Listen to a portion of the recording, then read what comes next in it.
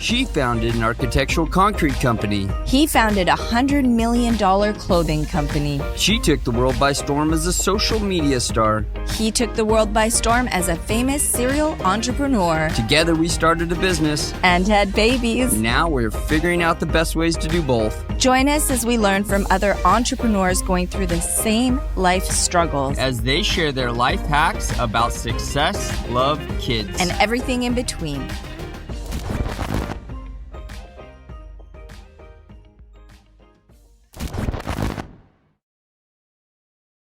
Hey, David. Dave. Hey, thank you for coming on, brother. We're so good to have you on here.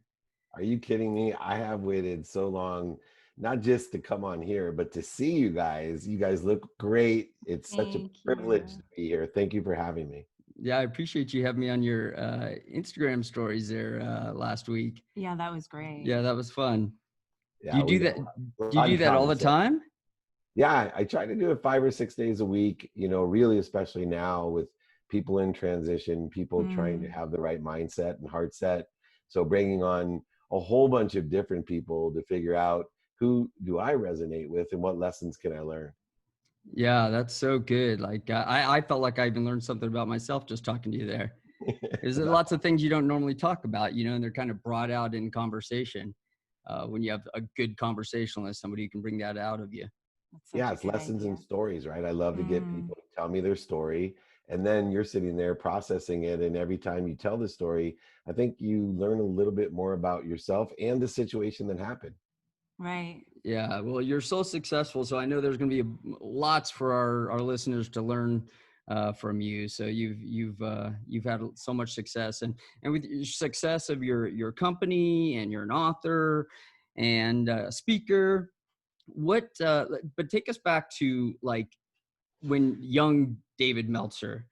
What do you think gave you the drive to head that direction? Because not everybody has that. Yeah. We take that for granted that we're driven, but I think we can all kind of go back to some moment in our life. There's a trigger point that just grew that mindset of how you became that successful, or what we thought was the most successful person. I think you guys are nailing it, right? Like we're born with these quantum potential. And it can be from generations, great-grandparents, grandparents to us, but there's also, I believe, in past lives. So I believe I'm programmed to be a certain way, and there can be these certain things that happen in our life. And I know, Dan, you had one with your business partner. For me, it was 5 years old when my dad left, right? My dad was a hero. And I know it was that because I still get choked up when I say my dad left. Right? I still, there's something I'm still processing and learning within my own being. But at that time, my hero left me with my mom, who was raising 6 kids, and she was working as a second grade teacher and packing our dinner in a station wagon so we could eat, and then going to fill turnstiles at the 7-Eleven with greeting cards. And, here's a highly educated woman, prideful. And I said to myself, man, I'm going to be rich. Like, I'm not living this way. Because I was super happy. I had these killer brothers, one sister, and extraordinary intellect. So there was a lot of stimuli around me. I was super happy, except for I'd catch my mom crying over finances, and I would break my heart. Still does. Like I the other day I got a 6-figure speaking opportunity, and I thought to myself, man, how many years did my mom struggle to make that much money? Oh, yeah. And then like the Cameo, right? They pay me $100 for a 10-second, quib on Cameo to do something. And I'm like, how long did my mom have to work? Right? I think she made $17,000 in a year working 2 jobs, and it's like those kind of things to me. I just was driven to buy my mom a house and a car. I was driven to make her proud. I think I was also driven as a middle child to get attention. Yeah. I wanted to stand out in a very academically competitive family. Yeah, I guess you have how many brothers and sisters? They were all very smart from what I remember. Yeah, all academic, 4 brothers and a sister, 6 of us total. All of them went to the Ivy Leagues. My mom's an educator, so her philosophy was, pretty much the fetus wasn't fully developed till after graduate school. Her favorite saying was doctor, lawyer, or failure. That's great. And you actually lived up to that, right? Yeah. You eventually, so you have you're an attorney by trade, right? But you're Yeah, I went in to the law school. sports Mom space. passed the bar. I actually, because I want to be rich, I tell people one of the biggest things, especially now that people do, they limit themselves. And Dan, we talked about this too, limiting yourself with your point of entry. Because I just wanted to be rich, even when I graduated law school and took the bar, I had my options open. I was going for the highest bidder. If somebody would have told me I had to shovel shit with my hands for 6 days, but they're going to pay me $1 million, I would have done it happily. I was driven to make money and I wanted to buy that house and car. So I ended up being a salesperson out of law school in the internet in 1992. And another funny story is my mom actually said, I asked her, I go, Mom, should I be an oil and gas litigator, 6-figure job right out of law school, or should I sell legal research online as a salesperson? And she said, David, the internet's a fad. You better be a real lawyer. You're going to end up losing. You wasted law school. Do not be a salesperson. And I, for the first time, went against my mom. I went against her. And I always said, just because someone loves you doesn't mean they give you good advice. And I see so many kids today, they're under extraordinary pressure from their parents. But here's the problem, especially today. The world's changed more in 10 years than it has in 100 years. Oh, right. Yeah. Probably has changed more in 16 weeks than it has in 100 years. Right. But, that was before. So you're asking your parents who care so much about your safety, their main concern is for you to be happy and safe and healthy. So they're not going to tell you to be a freelancer. They don't understand, Fortnite. They don't understand the gaming industry. They don't understand all these different things that are really better industries to be in than being a doctor or a lawyer, unless that's your passion. If your passion is to help people as a doctor, I get it. But if you want to make money, being a doctor is not a great way to make money. Right. Yeah, they don't have all those variables. And ultimately, especially loved ones, they just want the best for you and they don't want to see you get hurt. And and what they know as success isn't what maybe, we have more information and isn't what truly can be success. So how did you get into sports marketing? Walk me through that a little bit. Yeah. So because I always kept my options open, I ended up going to we sold in 1995, similar to you, Dan, we sold our company for 3.4 billion, West Publishing. I didn't own as much of it as you owned of Tap Out, but we also didn't sell for 3.4 billion.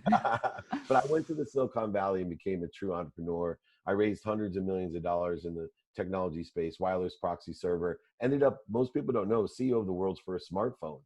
So I was the CEO of the world's Windows CE, worked with Microsoft and raised millions of dollars, was a multimillionaire. Then I retired, semi-retired, basically means they kicked me out because I was more a sales guy than a true CEO. I was 32 years old. I didn't know what the heck I was doing. But I met Lee Steinberg, the most notable sports agent in the world. And in 48 hours, because of my skills, my knowledge, and my desire, he offered me a chief operating officer job of the most notable sports agency ever. And then 6 months later, I became the CEO.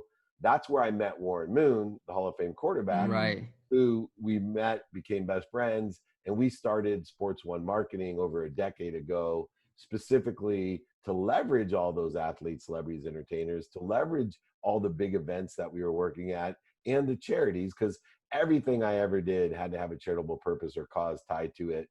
I don't necessarily, as much as I love money, I always say money surrounds me, but I mostly concern myself with what surrounds me. And I'm a big faith person like you two. And I think that understanding for me, you talked about your parents only want the best for you and you to be safe. Well, my bigger parents, we could call God, Jesus, Muhammad, whatever you believe in. Think about this. Your parents only have so much capability to take care of you, and they would give you everything they had. What if you felt the same way about God or Jesus or Muhammad or Joseph Smith or Buddha, whoever you believe in? What if they felt the same way about your parents, but they have everything at their disposal, and you had the faith that they're going to treat you the same way that your mom treats you, right? Would give you everything. It gives you a different sense of meaning. And I think especially now in compressed times of uncertainty, to blend the pragmatic world with the faithful world is so important. And I would, 10 years ago, if you would have told me that I'd be with Dan and Caldwell and his beautiful wife talking about faith, I would have said, who do you think you're talking to, right? But now I'm driven and understand for the betterment of all, that there's something bigger that we can trust and be kind and do good things for, and it will all come through us for others. Absolutely. Now, I know you had some dark days in your life when you were, and maybe you can tell me, clarify, because you know, some of these things, I think you're so transparent when it comes to this stuff.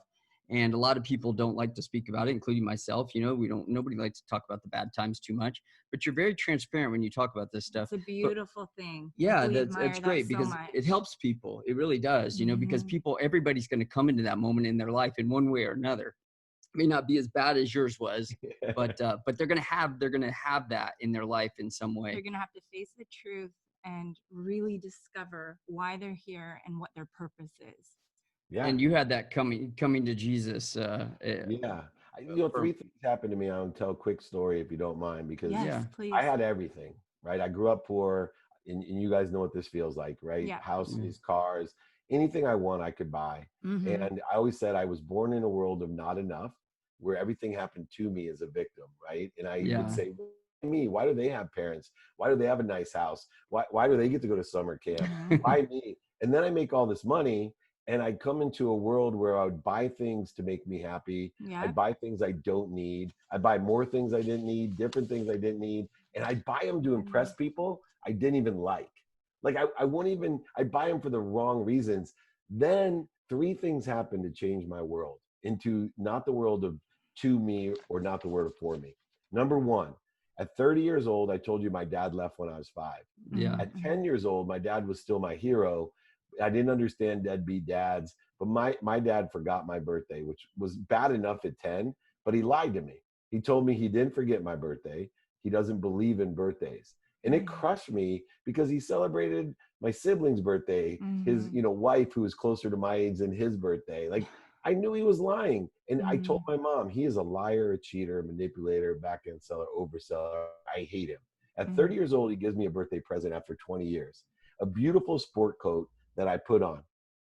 And I'm crying. My wife's like, why are you crying? I go, I think my dad finally gets it. We can reacquaint each other. It's a dream of mine to be close to my own father. And I opened it up, and he tore out all the lining of the jacket. What? I got so upset. I'm like, why is he punishing me? I called him, I'm like, Dad, why are you punishing me on my 30th birthday?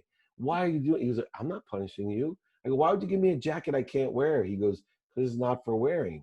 I go, what's it for? He said, it's to remind you that you can't be the richest man in the cemetery. It's to remind you money doesn't buy love or happiness.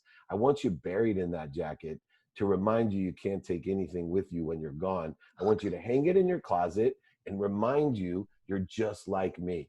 Now, at 30 years old, I wish I could tell you that I understood what he was trying to teach me. Right. But I wasn't. So what my dad got was, F you, I'm nothing like you, you're a liar, a cheater, and I hung up on him.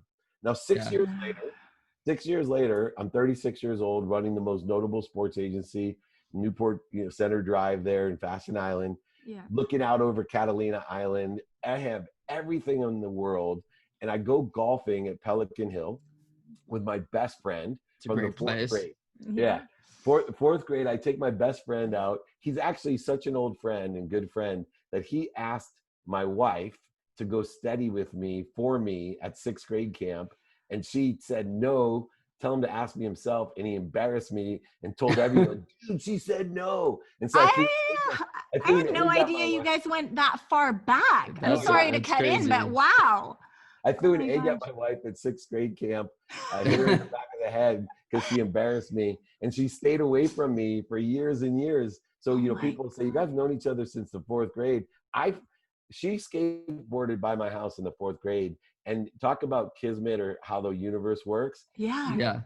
I felt something in 4th grade when she skated. I knew I had to go out with her. Now, she hated me. I never thought it would ever happen.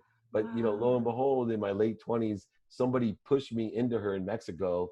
And we literally changed our lives from our first date on. But I take this friend, Rob, who's a straight shooter golfing. And I said, hey, man, come to the Masters with me. We're going to go to the cabins with Curtis Strange. I got Chris Carter and Warren Moon and Fred McGriff. All these big stars are coming. You're going to love it. And he looks at me and goes, not a chance. I was like, Rob, why won't you go? It's the Masters, the best ever. He goes, I don't like who you hang out with, and I don't like what you're doing. And Wow. I looked at him. I said, come on, man. I don't do what those other guys do. I'm not partying and going to the strip. I'm not doing any of that stuff. He goes, Dave, you can lie to me. I get choked up again. But you Wow. for yourself, right? Mm. There's a book written, Don't Take Yes for an Answer. And both of you know this to be true. Everyone starts telling us yes because Right. they want something from us. Yes. Yep. They want the Yeah, down exactly. payments, they want the cars, they want the boats, they want to go on the plane with us. They start telling you yes. My friend Rob was the only one to tell me the truth. All those years I've been going, even my wife wasn't telling me the truth. But 2 weeks later, my wife told me the truth, because the changing point of my life was that 2 weeks after Rob told me that, Yeah. the Grammy Awards with a rapper named Little John. Now, Yeah. my wife told me not to go. She said, David, you're not paying attention to work. You're partying way, way too much. You have 3 daughters under 8 years old. You're not paying attention to them. You can't go. And I lied to her and said I had a business meeting. I changed clothes in the car. I came home wasted at 5:30 in the morning into Rancho Santa Fe. And there was my wife waiting for me. And she finally wasn't telling me yes. In fact, what she told me was that I better take stock in who I was and what I wanted to become, that she wasn't happy. She was going to leave me, and that she was worried that I'd end up dead if I didn't take stock in who I was. Now, I wish I would have told you I listened to her that night. Oh, I Right. went to bed. David. I woke up. All I could think about was getting a divorce. All I could think about was, oh yeah, money buys happiness. I'm going to take your money. I was turning directly into my father. I was going to do everything I could to hurt my wife. And then as I'm thinking who I can call, I look over in my closet, just like her skateboarding by my house. There's that jacket staring at me. Oh And my I remember gosh. thinking, oh my God, I don't hate my father. I hate myself, man. I'm a liar, a cheater, manipulator, back end seller, I hate myself. And my wife is right, and my Rob is right, and all those other people that don't mean anything to me, I don't need them anymore. And I literally took stock in who I was, like my wife said. And for 14, almost 15 years now, I've lived every day trying to live to my pursuit of that potential with one gratitude, right? To find the light, the love, and the lessons like my mom taught me. My mom would not let me come down to breakfast with the wrong attitude. She would tell me, go up, make a list of what you're thankful That's for. awesome. I'm not Right. listening to the why me. Yeah, that's like my mom. Forgiving, Oh, good. I lost my forgiveness. I had so much, I had to forgive myself. I was so hard on other people because I hated myself. Accountability, I lived my entire rich life. Blame, shame, justification. All three, I was not accountable anymore. I just had to ask myself, what did I do to attract this to myself? What am I supposed to learn from it? And I learned about living in this world of more than enough. I changed the paradigm. I thought that I was a good person because I used to say, I'll give to get. I would give so much money away to be acknowledged. Everything was a trade. It was a negotiation. Everything to me was this sports agent world of I'll give to receive. Right. Everyone Right. was generous. I switched my worlds. No longer was I a victim, not to me. No longer was I buying things I didn't need to impress people I didn't like. But I moved to a world of more than enough. I now said to myself, I'm going to receive everything the universe has for me, that God has gifted me with, and allow it to come through me with appreciation, gratitude, and my values, and give it all away. And I wasn't going to trade it. It was simply through me unconditionally. And I changed that day. And it took years. It didn't happen overnight. It's like golf. You don't just play golf and you're great one night. I practice. And this is why I'm just so grateful to have my wife, because she stayed with me. She helped me, do the right things. And it was amazing. The weird thing about my life is I ended up losing everything 2 years after I considered I bottomed out. So 2 years after I, had changed, You're going through this transformation, and then all of a sudden, this full financial loss. I went from over $100 million, 33 homes, a golf course, ski mountain, anything you could think of. You guys get it. Into a rented house, rented furniture, one car. I came home with my first paycheck. Lee didn't fire me. I told my wife, hey, I want to give part of this paycheck to our high school. We went to high school together. I said, I want to give a kid a scholarship to college because I never would have went to college. My siblings never would have went to college. But for someone like me, I'm going to start off right. I want to help those kids. My wife said to me, started crying. She said, "Oh my God, you finally get it." I Yeah. said, "What do you mean?" She goes, "You finally trust the universe." She goes, "Do you really understand?" I go, I totally get it." She goes, "Then double it." I looked at her, I said, "Not a chance. I don't trust the universe that much." Yeah. But I've worked, but this is my wife, right? I've worked, she has such faith. She had more faith in me than I had in myself. She has more faith in the universe. She has more faith in other people. And she taught me one thing, the feeding chain. This was, and I think it's really important today.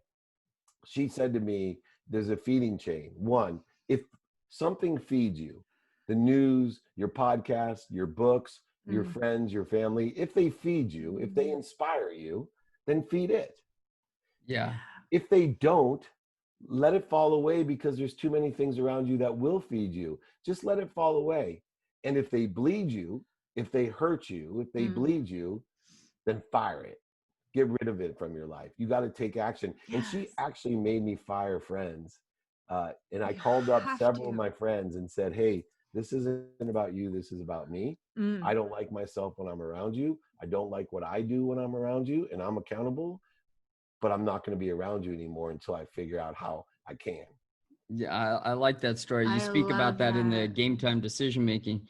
Yeah. Yeah, that's a really So hard moment for powerful. everybody, because I think anybody who's successful, I think, has done that in their life at some point or another, where they've just had to kind of, and it might not even be, it might just be a different mindset. You know, sometimes it's not necessarily that they were bad for them, No, but just that's where a they fall different away, mindset. right? If Yeah, you they let just fall away. outgrown friends, let them fall away. Mm-hmm. But you can't give all that intention and attention to people that are not feeding you some type of inspiration, to that connection to allow you to grow and accelerate. Because the more you receive, the more you can give. That's to our children, to our family members, to our communities. The more you receive, you're an expansive being, right? Yeah. We fill it with everything we can. Yeah, it's got to be so hard when you're in that position. Because I can imagine, like, just coming up, even in your first come up, the first time when you're coming up, you know, after losing everything, you have this self-confidence thing, and you know, you've lost everything. There's so much pressure to come back from that. How did you deal with that with your wife and your family? How old were your kids at the time? 3 girls under 10. So Oh I'm my sitting God. in that rented house with rented furniture, and my wife is pregnant with our fourth, which ended up to be my son. There How'd was you a, get the strength for that? Like, that's there- I mean, I can't even imagine how hard that would be. Can I just like say real quick, like when she skateboarded past him, she was meant for him. Like it was planned. Yeah, we always It's just believe everything crazy. happens for a reason. I do too. Yeah. And my wife believes I that got as well. goosebumps. Oh. And I'm so blessed. But you know what's funny? For me, how I got past it is I realized that pain, that mental, physical, spiritual, emotional, and financial pain was not a barrier. It wasn't a resistance to me. All it was an indicator. And I had a lot of, like you said, I had a lot of pain to deal with, a lot. And so I said to myself, this is not a stop sign. It's not a barrier to me. No. This pain is an indicator. It's a turn signal, and it's pushing me. This is where my faith came in. I started being faithful. It's pushing me to something better. Why do I think this is pushing me to something worse? You know, the guy, I used to blame this guy for making me go bankrupt because he was a neighbor and he committed fraud on me and all this stuff. And I blamed him, and I spent all my cash trying to prove myself right. And it was just a mess, right? Yeah. When I came to peace and I took accountability and forgiveness and all the things that faith allows me to do, I walked up to him at a tailgate years later. I was already back to being a multimillionaire.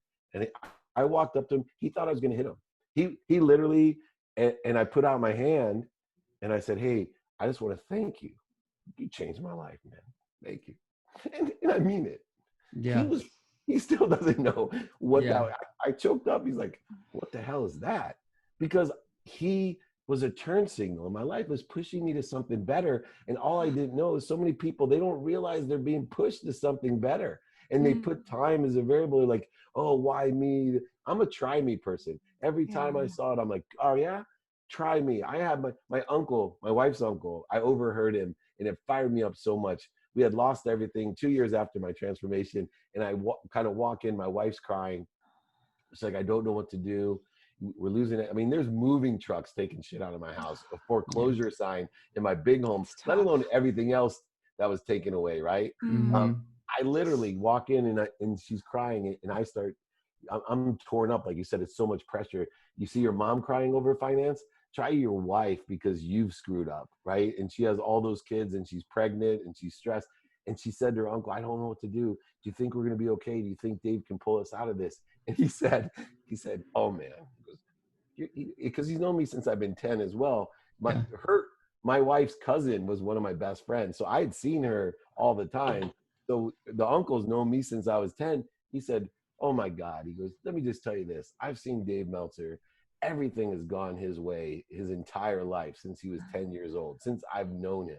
He goes, I just can't wait to see what he does with his back against the wall. Right? That fired me up. Yeah. That was exactly right. I felt a freedom as well. Right? I felt so much pressure being a multimillionaire 9 months out of law school. All my friends, everything around me was revolving around money. My whole identity, the only thing that ever indicated how I felt was my bank account. Right. I had to readjust that to literally have a new thermostat in life, which was for me happiness, how I was feeling about myself and how much I could do for others. And you know what? It ended up in the same material wealth that I had before, but this time with a different purpose and passion. It is an amazing feeling to live my life in faith and understand the pragmatic world like I do. I'm one of the rare people. I live in two currencies. Money is a currency to me, an object of energy I put into the flow to get what I want. It doesn't buy me happiness, but it allows me to shop. And if I shop for the right things, I'll be happy. Yeah. And the other currency is faith. And I think a lot of people should listen up when I talk about it. Faith is just like money. It's an object of energy that I put into the flow to get what I want. And if I ask for what I want, the right things, I'm going to be happy. If I ask for the wrong things, I'm going to get what I don't want. And I'm going to be unhappy. Faith is the same as money. They're both the exact same. One's at a lower vibrating world of this pragmatic universe where you can buy things with it. And the other is a much higher vibrating world, a frequency that bank has unlimited resources. Faith, you can ask for things that other people have never even imagined. Right? If Jeff Bezos would have told me, and we're about the same age, when he was starting up and he's in his garage selling books, if he would have said, hey, Dave, someday I'm going to be the richest man in the world and make $1 trillion, I would have told him to stop smoking that. Absolutely. I don't think there's nobody that wouldn't have. Yeah. Dude, you're crazy. But that's what faith will get you. Money didn't get Jeff Bezos $1 trillion. His faith that he could think outside of the limit that we put on ourselves. I live my life now in between two things, limitlessness and infinity. And I know with gratitude, I'm only here for an instant. I'm only here in this embodiment for one instant. So I want to learn as much as I can to help as many people as I can. I think that speaks a lot to, I think you kind of have a mantra, maybe you can explain it better, that you want to bring happiness to over 1 billion people. I mean, that's 1 billion people are a lot of people. It's what, 1/7 of the world or whatever it is today. I mean, that's a lot of people. How do you speak to that? Like, how do you plan on doing something like that? Because I know it's a big goal, and but maybe the best time in the world to be able to complete a goal like that right now. So I stood on a stage and I said to everyone on the stage, I said, who here thinks I can change the world? Very few, if any, people raised their hand. I said, who here thinks if I could empower over 1 billion people in the world to be happy, that would change the world? Everyone raised their hand. Right. I said, okay, so who here thinks that I can empower over 1 billion people to be happy in my lifetime? Nobody raised their hand. I said, okay. I said, how about this? Who here thinks in my lifetime I can find 1,000 people like the Caldwells? If I can find 1,000 people like you guys, who here thinks I could find 1,000 people like you that could empower 1,000 to empower 1,000? Right. And everyone raised their hand. I said, well, can we do the math together? I said, if I can empower you to empower 1,000, that's 1 million people. 1,000 times 1,000 is 1 million. If I find 1,000 of you, and then if you can empower them to empower 1,000, 1,000 times 1,000 is 1 million. 1 million times 1,000 is 1 billion. 1/7 to 1/8 of the world happy. It would create a collective consciousness of abundance, of more than enough, of everything for everyone. People would be able to access what they want to be happy, not necessarily things they don't need to impress people they don't like, not ego-based conscious things, but everything they want in desire for happiness. Imagine, happy people don't get sick. Happiness strengthens your financial, mental, physical, and spiritual being. It actually strengthens your immune system, so it actually protects you against all the other viruses as well. Yeah. Imagine what the world would be like if I truly, and I will, empower over 1 billion people. My favorite thing is when I explained the math, every single person raised their hand when I said, who now thinks that I can change the world? And when I started saying that, my biggest fear, my family telling me, who do I think I am? Tony Robbins, Jesus Christ, who do I think I am? Yeah. And I said, you know what? I am actually one, right? Like I know the reason I can do it is I am connected to God and to Jesus and to whatever that's why I can do it. It's not me, it's coming through me, right? And they've given me the power to articulate this and to inspire other people, but just not many, just 1,000 in my lifetime. That's not a lot of people. It's not, and it's so possible. I think, and it so reminds me of my partner who passed away, who started the business with me, Tap Out. Charles, he had a quote that was somewhat similar. When, because we'd always talked, we'd had these conversations, these same type of conversations, like we want to be able to affect people. We even had sayings like to affect and infect was one of our quotes. And we just wanted to be able to affect people with whatever we were doing. And it may be on a smaller scale, but he came up with this quote. I may not be able to touch 1 million people, but I might touch that one person that touches 1 million people. Yeah. And you just don't know. You don't know who you're going to run into, who you change their life and make them happy. And then all of a sudden they affect a billion people. One person can do that today with the internet and all the other tools that we have. So yeah, I don't doubt you're going to do it. I don't doubt you're going to do it. Neither will you. Like I know for a point that people reach out to you all the time that you've never even heard of. And they're like, thank you so much. You changed my life. And I'm sure there's a list of those people because of the internet, because of the accessibility. And that's what's so powerful about how important you two are and everyone else is. And we just have to start recognizing that and unifying with that goodness and not keep on trying to separate ourselves, create interferences, voids, and shortages over silly things. Silly things. What are some of the changes you made when you were after post you're losing all your money and starting to come back? What are some of the focus changes that you made, some deliberate changes that you made in your life? And was it someone that you connected with or fell on your path that introduced you to this, coming to God moment or your faith? Yeah, meditation was a big thing. I met a woman on an airplane going to India, and she looked at me and she said, "Are you okay?" And I said, in my mind, I was still in that arrogance. So I'm like, "Am I okay? Do you know who I am?" Right? I'm Jerry Maguire. You know who I am? Right? Yeah. And she looked at me and she goes, "Oh." I said, "Why do you say that?" She said, "Because you have so much light, but you're blocking it." She said, "Do you meditate?" And I literally went on this diatribe. Meditate? I don't have time to meditate. Only people that are sick, broke, living on their mom's couch meditate. Why would I meditate? I grew up with nothing. I made everything happen. I'm a multimillionaire. I run the most notable sports agency. Are you kidding me? Meditate? And she said to me, "That's too bad because I could teach you to vibrate faster." And I looked at her like, "Are you insane? What does that even mean?" And she said, "Well, everything vibrates: earth, plants, animals, humans, sound, light, and thought." And she said, "You can only be aware of that which vibrates equal to or less than you. So I can raise your vibration through meditation to be aware of more things." And then she said, "Do you know what vibrates the fastest though?" And I looked at her rolling my eyes. "No." And she said, "The truth. The truth vibrates the fastest. And I can teach you to raise your awareness closer and closer to your truth, your potential, your God." And I said, "Wow." She said, "I'm doing a workshop. Would you like to learn how to meditate?" I said, "Not a chance. I don't have time." And she said to me, "This is great. Talking about meeting someone where they're at." She said, "Well, that's too bad. I could teach you to raise your awareness of when to buy or sell." I said, "What?" She said, "I could raise your awareness. You'll know when to buy or sell. Is that Oh, a now, business? now you're listening, right? I'm Now like, I'm she's talking signing your up. Yeah. I language. signed up. I signed up. And so she tricked me into meditation.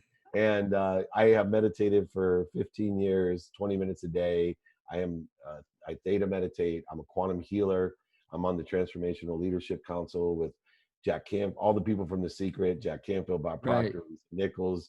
I've written books with Jack Canfield. I've written 4 books that blend spirituality. I'm in the Think and Grow Rich Legacy movie and TV show and book, all of those different things coming from the guy who literally wouldn't even meditate until someone said I could make more money meditating. Wow. Hey, don't even start No, with me. because Don't even start I'm with not going me. to get into my own No, story, she's- but like last year when I was at the darkest time in my life, I swear this earth angel came up to me in the naturopath's office, wasn't my doctor, but she just looked at me and she said, "You're terrified." And she just introduced me to that world. I'm still trying, it's my first year. I'm trying to figure it out. I'm doing a lot of, the meditation apps. Yeah. But it's so powerful. And I'm like, she does Jen, something you called need to try. or something. I know. It's an app called Brain Tap. And there's all kinds of You gotta different get types Muse. of You gotta try Muse. I'll send you one. Muse. Okay. You'll love it. Okay. You put on your head, it actually helps your frequency in meditation.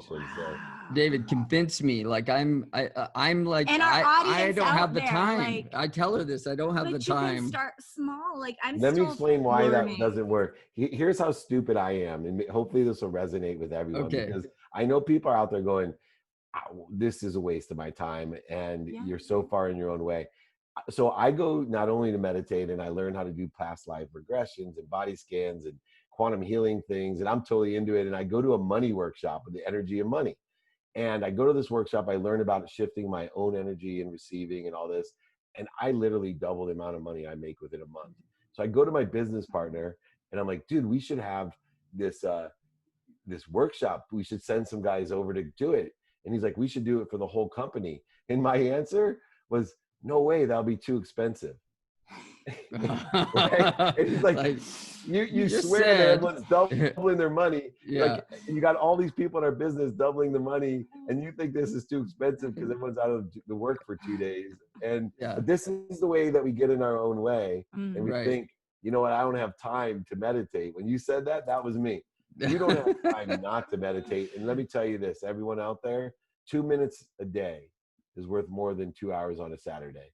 Take 2 minutes a day. It's like golf. Here's the idea that helped me. It's just practicing being quiet. Don't try to force anything. Just practice to be quiet. And what happens with hyper actualizing people like Dan and myself is we can't be quiet for 2 minutes. And so what I tell people is forget or F meditation at first. Just make it a practice to try to be quiet for a minute or two a day, and watch what that does for you as you build and build over 15 years. And it starts aggregating in compound interest, just like your money does. Yeah. Your meditation will, except for meditation has a lot better economics and results to it than even compound interest on your money. Well, I'm honestly going to try, David. I'm going to sit down. She's been at me for like months. I'm not a pro either. I'm Because she figuring loves this you. out. And I was there too. I was like, oh gosh, meditation. Yeah. It took something really big to bring this angel into my life, to introduce me to it. Or I don't think I could have gone through the surgery with the right mindset or through this whole battle. But she shows me myself a lot. I think that reminded me a lot of like when you were talking about your wife. She definitely puts the mirror up a lot with me. And I realize that I'm maybe not, I have this vision of myself of who I think I am. And I try, I feel like there I go again. I feel like I'm a good person. I feel like I treat people right. Yeah. And then, but I do ego up a lot. Are a good person. And I do try to be good to people, but I do have an ego. I can't We help all it. I don't know do. where it comes from. We all do, right? Live to your potential. We all do. Yeah, live to your potential. Here's how I help people that Tell are me. hyper successful in actualizing. Hey, you're happy where you're at, right? You're happy where you're at. Yeah. Aim towards somewhere better that you think you can be, and have faith you'll end up somewhere better than that. And so no matter where you are, you have unlimited potentials, and we're limiting ourselves. When we tell ourselves, I'm a good person, no, you're not good enough, Dan. You could be better. And I'm a nice person. You're not. You could be nicer. And on the scale comparatively, right? Comparison's the thief of all joy anyway. But for me, I'm always saying to myself, I can be nice. I don't say I am nice. I can be nicer. I can be kinder. I can be more generous. I can be more honest. I can be healthier. All these different things that I want in my life, the non-negotiables of my life, I want more out of myself. Yep. And that has helped me a lot. And I'm that way. I actually am working a lot towards that. And that's what she's opened up for me. I think that mirror, she said somehow she picks out, the pain points that I don't realize are pain points, but not to be hurtful, but she'll point them out for me. Yeah. And then I want him to be the best. And after a day, you walk out of the room saying, no, I'm not like that. But then you sit on it for like 24 hours and you start to think about that, maybe I am a little bit like that and maybe I can be better. And I'm trying to get better in all other parts of my life. Why can't I get better at that too? Relationships. She's planting seeds. She's planting seeds under trees. I think we're on that journey together to be the best that we can, because life, it can go by so quickly. And I think I know that's why we started this podcast too, because we keep getting all these emails of people asking us to help them. And I'm like, we got to tap into our Rolodex, because everybody has different answers. And there's someone out there right now that needs to listen to exactly what you're saying or what our experience is. And that brings us to happiness, because I think that's what we're really after, right? Money not that money itself is going to make us happy, but it allows us to do things and be comfortable so that we can be happy. And I think I heard you describe happiness. I wrote it down here. Happiness as the enjoyment of the constant, everyday, persistent, without quit pursuit of your potential. That's very deep. And could you maybe explain that a little bit more? Because I think if you analyze it, you get it. Happiness is to enjoy that, right? So the idea of enjoying would be, are you capable of finding the light, the love, and the lessons and everything? And I'll use you two as an example, because from the outside, everyone would look at your family and say, oh my gosh, they have no suck. Their life must be perfect. And what I've learned from being, around the greatest celebrities, athletes, entertainers, entrepreneurs, and billionaires, is that everyone has the exact same amount of suck in their lives. And what makes people happy is the ability to enjoy or find the light, the love, and the lessons in the suck. Learn to love to take out the trash. Learn to love what you do. And then if you can do that consistently, you can take advantage of the compound interest that we were talking about, the aggregate effect of accumulation. And that's every day consistent. Then if you do it persistently, because I believe the one thing I look for example, when I invest in an entrepreneur, is that they won't quit on me, that they have a desire, that they must be what they can be. And, some people, they're still developing that muscle. Other people have developed that muscle that they must be what they can be. And everyone is at the top of their game must be. And then finally, pursuing his happiness. I have a friend, Chris Gardner. He wrote and lived The Pursuit of Happiness. I always joke with him. I go, you screwed up that movie for everyone. He said, what do you mean? I said, there is no pursuit of happiness. Happiness is the pursuit. When you're in pursuit, you are happy. It's impossible to be sad while you're pursuing something. And then the last part is essential. Pursuing what? Your potential, not Dave Meltzer's, not your parents' idea, right? People, here's real simple where they fall down. They either vote for what other people want for them, and when it comes up in their life, elected in their life, they resent it. Or worse, most people vote for what they don't want in their lives. And then when that comes up for them, they're pissed off and sad and resentful. Instead, pursue your potential, what you want, according to your values. And you can change them every day. It doesn't matter. Pursue what you want with the consistent, persistent pursuit. And I promise you will not only enjoy it, but overall, you'll be much happier. Yeah, that's so true. I know a lot of people come up to me, and I'm sure you get this too a lot. People are trying to figure out how to be successful, these beginning entrepreneurs. And I think we talked a little bit about this on your show when we were on that morning. I get so many people come up and want to learn how to make money or how to make $1 million. They want that Lamborghini. You know, I think maybe even some of them have heard me tell my story because I was that person, right? And I'm sure you were that person too. You know, I had the Lamborghini logo tattooed on my arm. I said, one day. And as soon as that first $1 million got put in my bank account, guess what I went and bought? A Lamborghini. Because, you know, I needed that to fulfill myself. But then I realized later that wasn't, I mean, and day everybody two, took notice. Like even your family today, they're like, we've never seen Dan happier than right now. Yeah. When you know, it wasn't the cars, it wasn't, none of that makes you happy. And it's a long road to realize that. Do you think that the young entrepreneurs of today going through that kind of a rite of passage is just something that they need to do? Or do you think that, or is there something that we can enlighten them? Do you think we're just talking to walls when we keep trying to speak this to them?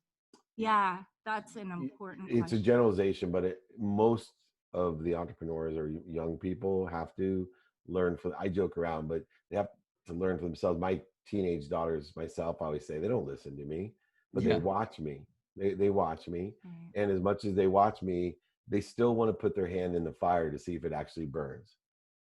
Right. Yeah. And I'm okay with that. I have really come to resolve that, hey, let these kids put their hand in the fire, let them buy the Ferrari, the Lamborghini, but let me empower with some tools that says, hey, it's cool to buy some things that you may not need to impress other people you may not like, but learn from it. And when you learn from it, then you can decide to get rid of it. Right? Learn from it. Maybe you can mitigate buying it by saying, hey, I've always wanted a Lamborghini, but I'm going to buy it as an investment as well. I'm going to be really smart. I'm going to buy one that's used. I'm going to buy it from an auction. I'm going to have, you know, maybe I'll lease it for a year. Although it's expensive, I'm going to try it out. Get it out of your system, you can get a nice compromise if we empower people and say, look, everyone should own what they want to own. But I take a different approach. Let's learn from it. And you don't got to go mitigate your risk and learn from it. And so you don't need to always, you know, buy a huge home. Go ahead and rent it for a month. See what it's like and then decide. So these are some of the lessons I think that have helped. But yes, they have to experience for themselves. They'll never be able to. It's like this. What if I told you this salmon is delicious and I sat there in front of you all day long going, it's so good. You should really eat salmon. Until you eat salmon, you don't know if it's good or not. Right. So it doesn't help if I tell you it sucks or if it's good. You're going to want to taste it for yourself. Yeah, it's so true. And you know, it's funny is probably even when I was trying to come up, I probably heard people tell me the same thing.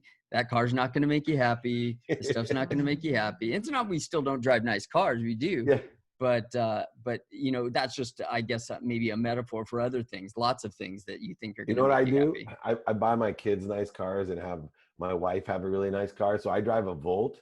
So I stay humble, but I can jump into AMG anytime I want. Or I bought her a 55 Ford Thunderbird for her 50th birthday. So I got my, it's the secret to having kids. Buy the kids all the cool shit that you want to. It's like, oh, I don't own anything. Well, but my daughter does. The same way. Yeah. I drive a truck. She drives a Bentley. Exactly. Every once in a while, you want your ego to play. You're like, I'll jump in that thing. Yeah. So being an entrepreneur, obviously it can get really stressful, and with the 4 kids and just juggling it all. How do you build your relationship to be strong with your wife? Like how? Great question. What are you guys doing? What are you guys doing? For me, let me just tell you my 3 non-negotiables. I believe you should have a routine, but I have 3 non-negotiables. That means it's an adaptable routine. Every single day, I do it by time. So I spend a minimum of an hour a day on my health. And the reason is, when I made my recovery, I asked my wife, what can I do for you? And she said to me, I was getting heavy. You know, I was putting family first, work second, my health third. And she looked at me and she said, oh, you know what you can do for me? You can start taking care of yourself, because I know you. If you take care of yourself, you'll be able to take care of others. And you're not. You're getting heavy. You take care of you. That's what I want you to do for me. So minimum of 1 hour a day on my health. Then the cool thing is, this saved my life. Minimum of 30 minutes with my wife a day, 7 days a week, no matter where I am on earth. minimum of 30 minutes with my 10-year-old son every day, no matter where I am. Minimum of 2 minutes a day with my 3 teenage daughters. I asked for 5. They gave me 2. But and minimum of 1 minute with my mom every day to tell her 4 things. Mom, I'm healthy, which is the number 1 thing your parents want to hear. 2, I'm happy. Number 2 thing they want to hear. 3, I love you. And 4, I appreciate you. If you tell your parents that every day, your relationship will change. But for me, my life and wife in relationship with her has changed because 30 minutes a day is worth more than 30 hours on a Saturday. Every single day. I don't miss minimum, by the way. It's not I have a clock going, okay, our 30's up. It's minimum of 30 minutes a day. And we go walking together. We do things together. We have date nights all the time. You know, I always joke around. We'll say my girlfriend and my son, who's very sensitive. He's like, Dad, you're married. I'm like, no, your mom's my girlfriend, moron. That's awesome. Yeah, I guess if we treated our wives more like girlfriends, then we probably would give them one. Great lesson. Much happier. If you look for your wife to be a B word, you're gonna find the B word in every wife. If you look for your wife to be a queen, you're married to a queen. And I've literally reconstructed my mindset of my wife of looking for her superpowers and all the things that become annoying in a relationship. I love. I find them cute, fun. They don't get to me anymore because I've actually shifted and found the light in it instead of getting aggravated and annoyed. That's awesome. Yeah, that's so good. Do you have any rituals that you do with your family? Anything that you guys do together? Yeah, of course. So, I mean, certain holidays, I celebrate anything celebratable. Mine. Yeah. So we family dinners are really big when all 6 of us are together. In fact, a producer, they came over and they're like, we need to make a TV show, Dinner with the Meltzers. I'm like, they will take the kids away. We cannot awesome. I go, you can base a TV show about the Meltzers, but you cannot go to dinner. So one of the family rituals are how we celebrate holidays all together, but most is the family dinners. We all sit down. And part of the reason is my mom taught me, when we got older, the siblings, we put my mom through a PhD education program at Columbia.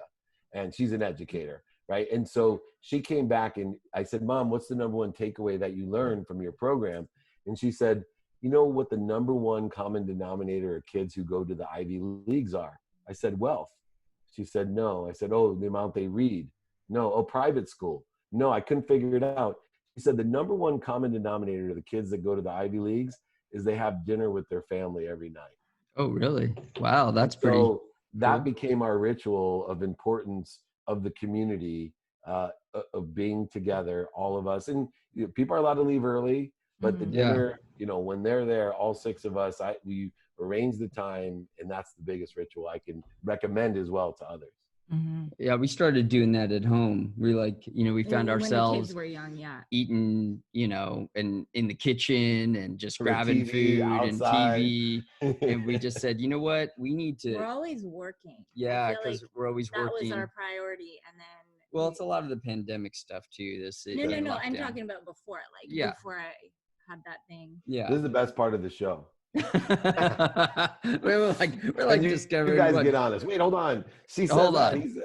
We're gonna get in an argument here.